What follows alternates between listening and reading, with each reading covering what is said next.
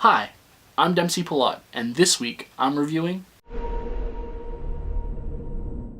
The Cloverfield Paradox. The Cloverfield Paradox. Where do I begin? I mean, it was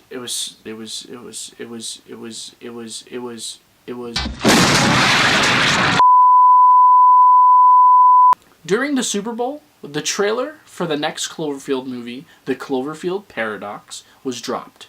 And it was released that it was going to be streaming on Netflix very soon. No one knew what soon was. After the Super Bowl, soon came. The film was dropped on Netflix immediately after the Super Bowl in a move that surprised the internet. Dare I say, it broke the internet because all people could talk about was, oh my god, big studio movie on Netflix now? What? This movie had probably one of the best ad campaigns that I've seen in a very long time. An ad campaign that lasted one night. And for that, I have to give Netflix props because that was awesome. And I'm pretty sure we're going to see a lot of biters after this. Unfortunately, that's kind of where the awesomeness stops for the movie. This movie was such a letdown. And it really breaks my heart to say this because I have been a fan of Cloverfield, the Cloverfield franchise, for the longest time. I remember when the first trailer for what was then called 1/18/08 dropped during Transformers in 2007 when I was a little Dempsey. Yes, I remember watching it, and I remember being in awe and being like, oh my god, what is that movie? Blew my mind. The trailer literally was just 2 minutes, and there was no name, just the date that the movie would be released. And I remember as soon as I got home, I logged onto my computer, and I did research, and I couldn't find anything. And then J.J. Abrams, marketing genius, started his viral marketing campaign. And then, for the months leading up to the release of the film, he would drop little Easter eggs and pieces to the puzzle so that you can piece together what the film would be about. And then on 1/18/08, when the film dropped, I begged my mom, Mommy Dempsey, I begged her to go take me to this film. And she took me. And I watched it. And I loved it. And I ate every second of it. And I waited because I knew there was more to the story. And I waited. And I waited. And 8 years flew by. And they did it again. 10 Cloverfield Lane, except this time they released the trailer 2 months prior to the film's release. And similar to the first film, I did research, and I waited, and then when the movie dropped, I watched it, and I loved it. And I knew that they were going to continue, and I knew that this Cloverfield universe that was developing was going to expand. And I waited, and I waited, and then I heard that they were developing a third Cloverfield film, and I was excited. And I waited, and a release date popped up, and then they took the release date back, and then another release date popped up, and then they took that one back. And then I heard a few weeks ago that Netflix purchased the right to the film. And I was like, okay, there's no trailer yet. I know nothing about this film except that it might be called God Particle or Cloverfield Station. No. It wasn't until the night of the Super Bowl that anybody knew anything about this film. And you can best believe that when I saw that it was available for streaming, I ran to my laptop, I typed in Netflix.com, and began streaming. And yeah, I don't think that I've ever felt this disappointed about a movie in my life. And I'm saying that very boldly, in my life.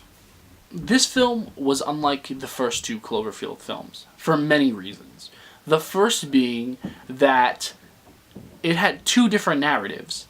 The film follows Gugu Mbatha-Raw, who, in the very beginning, we see she has a husband on Earth, and they're conflicted.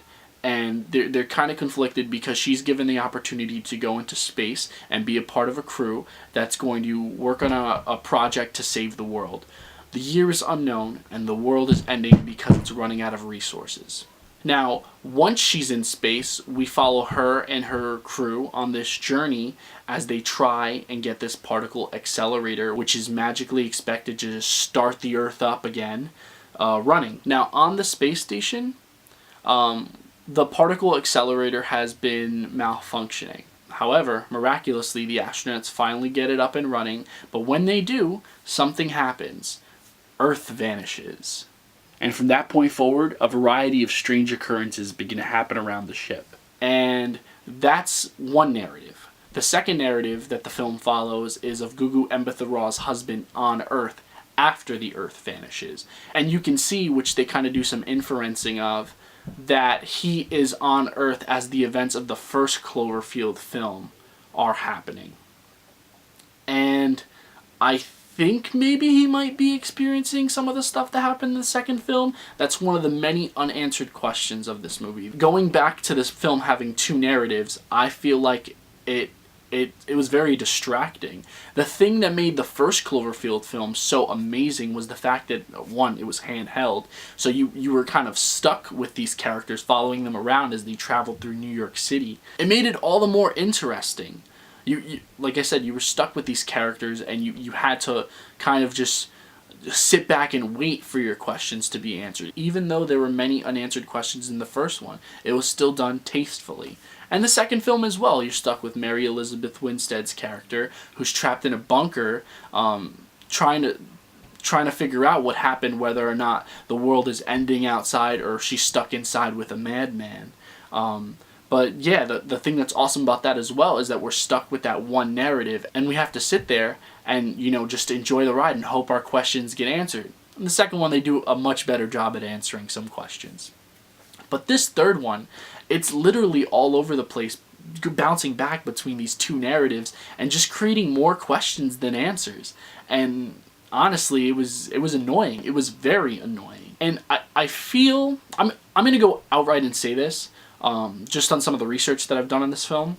This film was originally not supposed to be a Cloverfield movie. This film was originally just a regular sci-fi movie, astronauts in space, one of those. However, I believe that Paramount loved the idea enough that they wanted to incorporate it into the Cloverfield universe. So they enlisted another writer, and they kind of molded the Cloverfield universe around this film. And just knowing that, it was very easy for me to tell what was added to make the film a Cloverfield movie. Now, going back to the second narrative, the one with the husband on Earth, that whole narrative can be stripped from the film. It can literally be stripped from the film, and the film would be fine.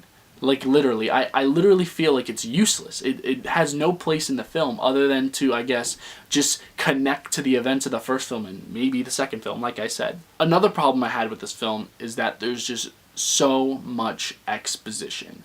And, I mean, not to say that exposition is bad. When a film has this much exposition, that means that the plot is just too tied up and too hard to understand. And it goes to show in this movie. There's so much going on. But going back into the exposition, within the first 10 minutes of the film, and I'm assuming the film is based on this, there's a book that's referenced called The Cloverfield Paradox, and there's this author who's explaining what the Cloverfield Paradox is, and he's literally saying some of the things that can happen if the particle accelerator goes wrong. And he literally says that aliens can come, or creatures from underwater. Like, seriously? Another thing was that I think the name of the ship was called the Cloverfield. Look, I love these movies, as I said, but we're 3 movies in and I still don't understand what Cloverfield is. But that is the least of my problems. One other major thing that bothered me about this film was that in this film, it was so easy to tell when someone was going to die or disappear or something like that. Clearly, when somebody says, "I'll be right back," or "I'm gonna go check this out," "Oh, let me go do this thing," they're done. And it literally, every time it happened, I was like, you gotta be kidding me. Talk about cliche. I'm just very frustrated. This franchise has so much potential, and I'm really worried that this film might kill it, because these movies have such an interesting idea behind them. This is literally, to me, like a cinematic version of The Twilight Zone, where they can make every movie about something different, but essentially keep it like supernatural or sci-fi. And that's what excites me about it. And I just really feel like this film is a step in the wrong direction. And for that, I'm going to give this movie 1 star. What? What the f- Are you crazy?